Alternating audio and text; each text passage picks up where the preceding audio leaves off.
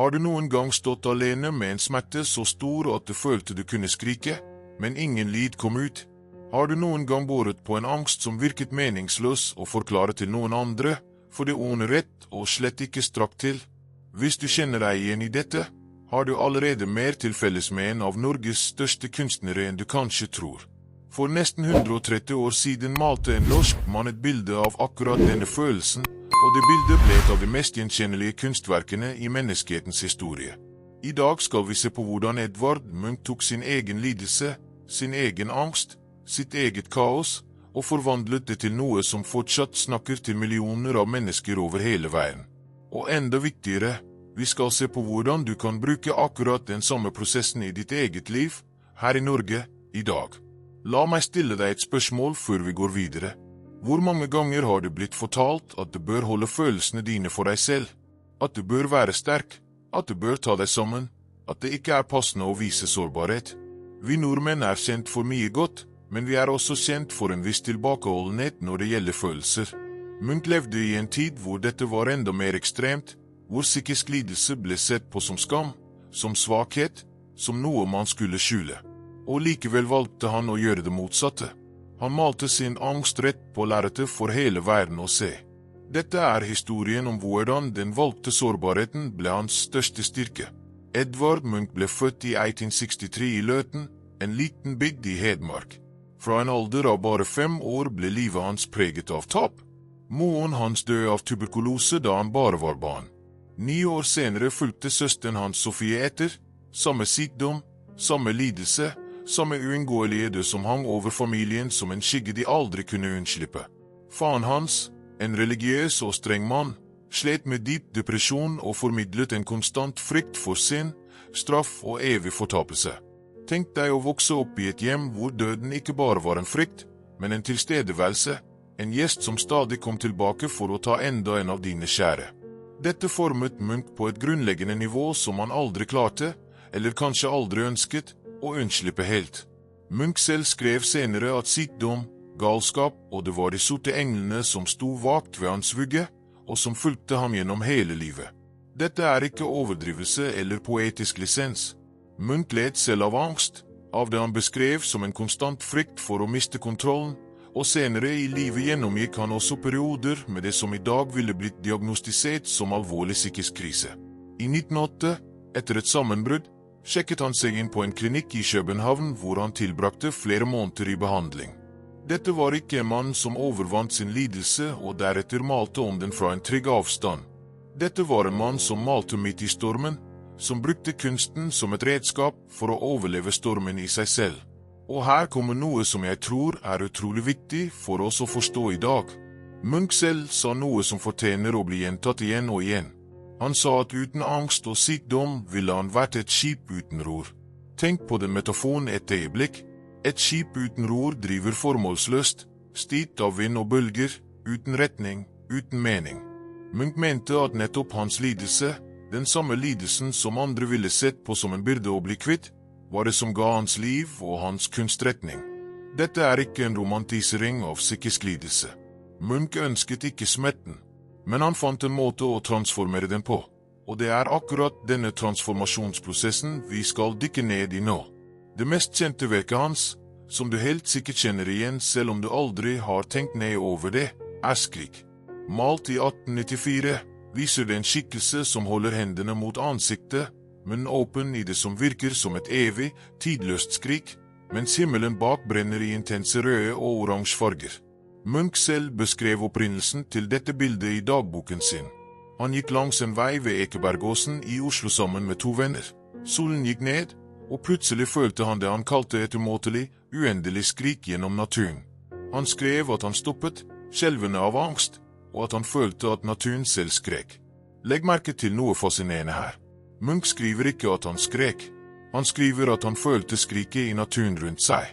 Dette er en avgjørende forskjell, og det er kanskje nøkkelen til å forstå hvordan Munch transformerte sin indre kaos til kunst.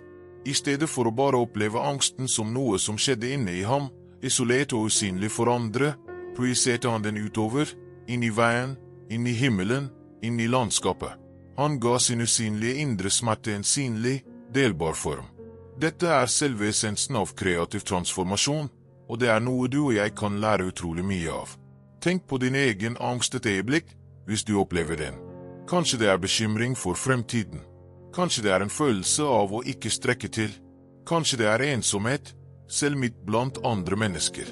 Denne følelsen lever inne i deg, ofte usynlig for verden rundt deg, ofte til og med usynlig for deg selv fordi du ikke har funnet ordene eller formen for den. Munch viser oss noe kraftfullt her. Han viser oss at angst ikke trenger å forbli formløs og innestengt. Den kan gis en form, en farge, en linje, et uttrykk. Og i det øyeblikket den får en form utenfor deg selv, endrer forholdet ditt til den seg fundamentalt. La oss snakke om noe konkret nå. Hvordan kan du, som lever i Norge i dag, bruke denne innsikten fra Munch i din egen hverdag? Det første prinsippet er dette: gi følelsene dine en form. Dette betyr ikke at det må være maler som Munch. Det kan bety å skrive dagbok. Det kan bety å tegne, selv om du tror du ikke kan tegne. Det kan bety å synge, å komponere musikk, og skrive et dikt, selv et dårlig et. Poenget er ikke det estetiske resultatet. Poenget er prosessen med å ta noe formløst og kaotisk inn i deg og gi det en ytre representasjon. Når du gjør dette, skjer det noe psykologisk viktig. Du skaper avstand mellom deg selv og følelsen. Du går fra å være følelsen til å observere følelsen, og i den observasjonen ligger en form for frihet. Her i Norge har vi faktisk en unik mulighet som Munch selv brukte flittig, nemlig naturen. Munch malte ofte i friluft, og naturen rundt Oslofjorden, Åsgårdstrand hvor han hadde sitt sommerhus, og de dramatiske norske landskapene generelt, var ikke bare bakgrunn for hans kunst. De var aktive deltakere i den emosjonelle transformasjonen. Når du neste gang føler deg overveldet, prøv dette. Gå ut. Ikke bare for å distrahere deg selv, men for å faktisk la naturen speile eller motta det du føler. Stå ved fjorden og la bølgene representere uroen i deg.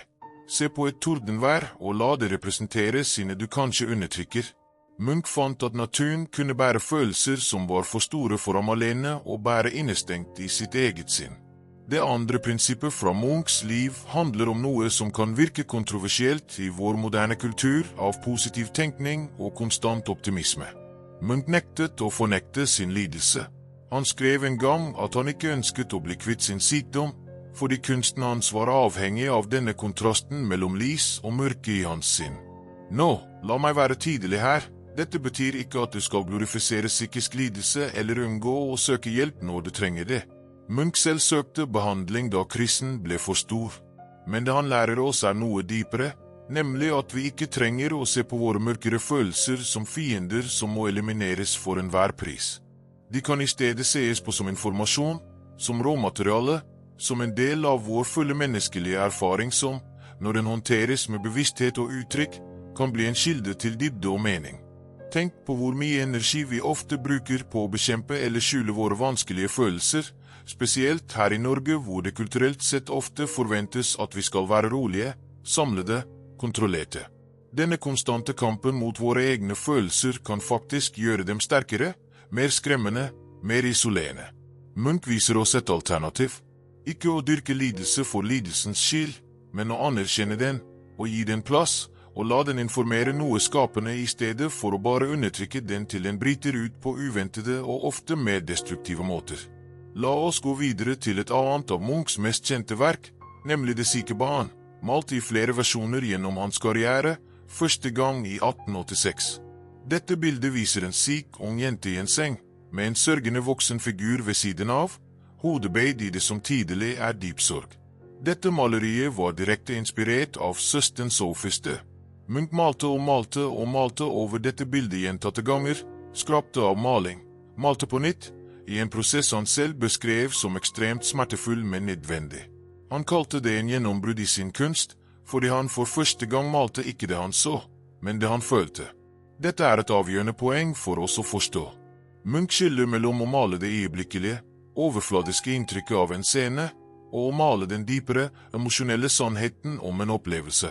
Han skrev at han ikke lenger ville male interiører med lesende, men og strikkende kvinner, men levende mennesker som puster og føler, lider og elsker. For Munch var det å male de faktiske følelsene, selv de smertefulle, mer sant og mer verdifullt enn å male en pen, men overfladisk fasade. Hvordan gjelder dette for deg og meg i dag? Vi lever i en tid dominert av sosiale medier, hvor vi konstant presenterer den polerte, kuraterte versjonen av livene våre. Vi poster de vakre solnedgangene, de perfekte middagene, de lykkelige øyeblikkene, men vi skjuler ofte de virkelige følelsene under overflaten. Munch ville sagt at denne konstante presentasjonen av det polerte og perfekte, uten den dypere emosjonelle sannheten, er en form for tomhet. Hva om vi, i stedet for å alltid presentere den perfekte fasaden, fant måter å hedre og uttrykke den fulle rekkevidden av vår menneskelige erfaring, inkludert de vanskelige delene? Dette betyr ikke at du må poste dine private kriser på Instagram. Men det kan bety at du i dine private rom, i din journal, i dine samtaler med noen du stoler på, tillater deg selv å være ærlig om hva du virkelig føler, i stedet for alltid å presentere den strøkne, håndterte versjonen. Norsk kultur har en fantastisk tradisjon for åpenhet i noen sammenhenger og en sterk tilbakeholdenhet i andre. Kanskje Munch inviterer oss til å finne en bedre balanse, hvor vi kan være ærlige om vår indre virkelighet uten frykt for dem. La oss snakke om et tredje aspekt av Munchs prosess, nemlig repetisjon og variasjon. Noe fascinerende ved Munch er at han malte de samme motivene om og om igjen gjennom hele sitt liv. Skrik eksisterer i flere versjoner. Det syke barn ble malt 6 ganger over en periode på over 40 år. Madonna, et annet ikonisk verk, ble også malt i flere versjoner. Hvorfor gjorde han dette? Var det bare fordi de solgte godt, eller var det noe dypere på gang? Jeg tror svaret ligger i noe vi kan kalle bearbeiding gjennom repetisjon. Munch vendte tilbake til de samme traumatiske temaene, de samme dype sårene, gang på gang gjennom livet, fordi bearbeiding av dyp smerte sjelden er en engangsprosess. Det er en spiral, ikke en rett linje. Hver gang han malte det syke barn på nytt, brakte han med seg nye erfaringer, ny innsikt, en litt annen posisjon i forhold til den opprinnelige smerten, selv om selve smerten aldri helt forsvant. Dette er utrolig frigjørende å forstå for oss som lever i dag. Vi lever i en kultur som ofte forventer lineær helbredelse, at du opplever noe vanskelig, du bearbeider det, og så er det ferdig, du har det bak deg for alltid. Men Munchs liv og kunst viser oss noe mer realistisk og, tror jeg, mer sant. Bearbeiding er syklisk. Du vender tilbake til de samme temaene gjennom livet, men hver gang med litt mer visdom, litt mer avstand, litt mer evne til å bære det. Så hva betyr dette praktisk for deg? Det betyr at hvis du fortsatt sliter med noe som skjedde for lenge siden, et tap, et traume, en skuffelse, betyr ikke det at du har mislyktes i å bearbeide det riktig. Det betyr kanskje bare at du er en del av en normal, syklisk prosess, akkurat som Munch var når han malte det samme motivet for 5., 6. gang. Tillat deg selv den nåden. Du trenger ikke å være ferdig med noe for alltid etter første forsøk på å håndtere det. Nå vil jeg snakke om noe som jeg tror er spesielt relevant for oss nordmenn, nemlig forholdet mellom Munchs kunst og norsk natur og lys. Munch levde og arbeidet gjennom de dramatiske sesongvariasjonene vi har her i landet, de lange, mørke vintrene og de intense, nesten evige sommernettene. Hans fargebruk, spesielt de intense, nesten unaturlige fargene i himmelen i verk som Skrik, reflekterer noe av denne dramatiske naturlige variasjonen vi opplever. Han malte ofte ved Åsgårdstrand, ved fjorden, i det spesielle lyset som bare sinnes her i Norden. Har du noen gang lagt merke til hvordan mørketiden påvirker ditt eget sinnelag? Hvordan de lange periodene med begrenset dagslys kan forsterke følelser av tyngde, av introspeksjon, kanskje til og med av angst eller nedstemthet? Munch levde intenst med disse naturlige rytmene, og i stedet for å bare la dem påvirke ham passivt, brukte han dem aktivt i sin kunst. Vintermørket ble ikke bare noe å utholde, men noe å utforske, å representere og gi form til. Her er en praktisk anvendelse for deg. I stedet for å bare kjempe mot mørketidens påvirkning på ditt sinn med lysterapi og konstant distraksjon, kanskje det er verdt å prøve noe Munch-inspirert. La mørket informere en kreativ prosess. Skriv om hvordan mørket føles. Fotografer de dramatiske vinterlandskapene, de korte dagene, det spesielle blå lyset vi har i skumringen om vinteren. Bruk denne naturlige, sykliske mørketiden som råmateriale for refleksjon og uttrykk, i stedet for bare noe å overleve gjennom til våren kommer. La oss nå snakke om et annet viktig aspekt av Munchs liv, nemlig hans forhold til ensomhet og isolasjon. Munch giftet seg aldri, og hadde flere intense, men til slutt mislykkede kjærlighetsforhold. Han skrev mye om ensomhet, om følelsen av å være fundamentalt atskilt fra andre mennesker, selv i deres nærvær. Dette temaet gjennomsyrer mye av hans kunst, inkludert verk som viser mennesker som står sammen, men likevel virker isolerte fra hverandre, hver og en fanget i sin egen indre verden. Dette er noe utrolig relevant for oss i dag, i en tid hvor vi paradoksalt nok er mer tilkoblet enn noensinne gjennom teknologi, men hvor rapporter om ensomhet fortsetter å øke, også her i Norge. Munch viser oss at ensomhet ikke nødvendigvis er et problem som skal fikses gjennom mer sosial kontakt alene, men noe som også kan utforskes og forstås. Hva er det egentlig ved din ensomhet? Er det fravær av mennesker rundt deg? Eller er det en dypere følelse av å ikke bli virkelig sett eller forstått, selv når andre er til stede? Munch fant at ved å utforske denne ensomheten gjennom kunsten, i stedet for bare å flykte fra den, kunne han finne en form for forbindelse likevel, ikke nødvendigvis med de menneskene rundt ham i øyeblikket, men med et bredere publikum gjennom tid, med deg og meg som ser på hans arbeid over 100 år senere og kjenner oss igjen. Det er noe vakkert paradoksalt her. Hans mest personlige, isolerte uttrykk for ensomhet ble til slutt det som forbandt ham med millioner av mennesker han aldri ville møte. Kanskje er dette en lærdom for oss også, at når vi våger å uttrykke våre mest private, isolerte følelser ærlig, finner vi ofte at vi ikke er så alene i dem som vi trodde. La oss også snakke om mot, for det krevde utrolig mot av Munch å vise frem denne typen sårbarhet i sin tid. Da Skrik og andre av hans mer emosjonelt intense verk først ble utstilt, møtte de sterk kritikk. Mange kritikere og publikum fant arbeidet hans sjokkerende, ubehagelig, til og med sykt.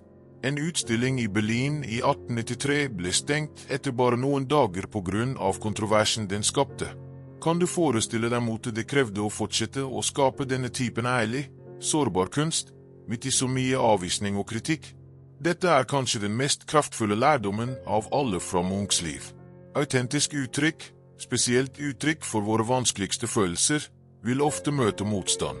Ikke alle vil forstå det. Noen vil til og med kritisere det.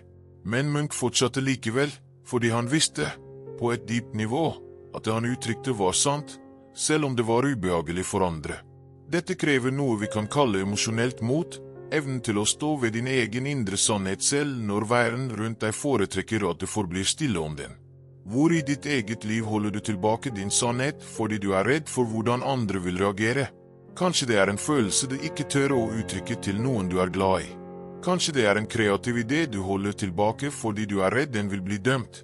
Munch inviterer deg til å vurdere hva som kunne skje hvis du, som ham, valgte ærlighet fremfor komfort, selv når det er skummelt.